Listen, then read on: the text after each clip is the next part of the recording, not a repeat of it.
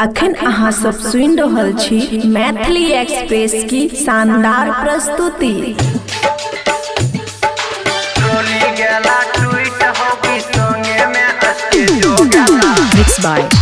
Mixed by DJ Raja, DJ Raja, singer Jaynath ज्वाला,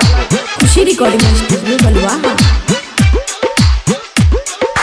बड़ी घरदार चौक, बड़ी घरदार चौक।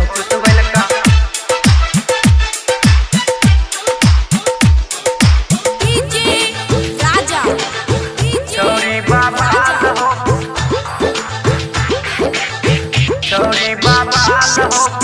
ई छौरी कमर हिलेल का, ई छौरी कमर हिलेल का, टोली गेला ट्वीट हो की संगे में स्टेज हो गेला, की संगे में होले जन फुटला, छौरी झकास हो की संगे में जे चोली फटला, छौरी बाबाल हो की संगे में जे होठ चुसवेल का, ई छौरी कमर हिलेल का,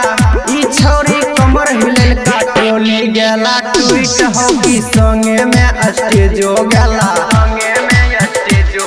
की संगे में होले जन फुटला, छौरी झकास हो की संगे में जे चोली फटला, छौरी बाबाल हो की संगे में जे होठ चुसवेल का। Mixed by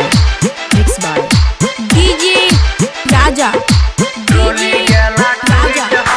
बड़ी घरदार चौक, बड़ी घरदार चौक। खुशी रिकॉर्डिंग स्टूडियो बलुआहा। आप सुन रहे हैं सिंगर जयनाथ ज्वाला को। डीजे जब बजल का भैया छौरा पागल भेला हो, छौरा सब में मार भेला, छौरी भाग गेला हो,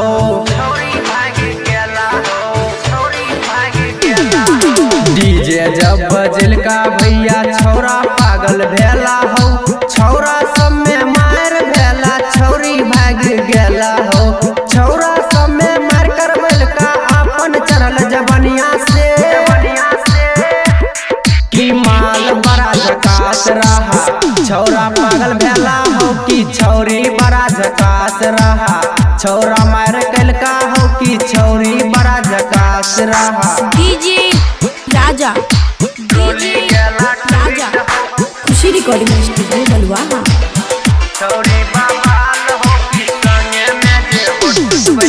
जयनाथ के जे गाना बजला डीजे पर भैया हो, छौरी सब जब भुआस दियल का सौंडे फट गेला हो,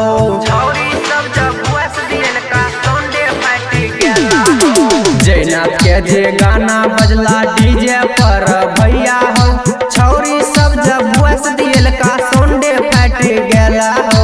राइटर पर तो साजन अइला, छौरी साइड भेला हो,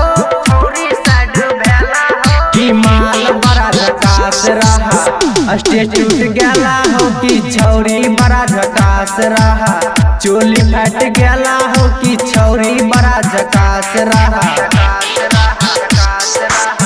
ई छौरी कमर हिलेल का, ई छौरी कमर हिलेल का, टोली गेला ट्वीट हो की संगे में स्टेज हो गेला, की संगे में होले जन फुटला, छौरी झकास हो की संगे में जे चोली फटला, छौरी बाबाल हो की संगे में जे होठ चुसवेल का।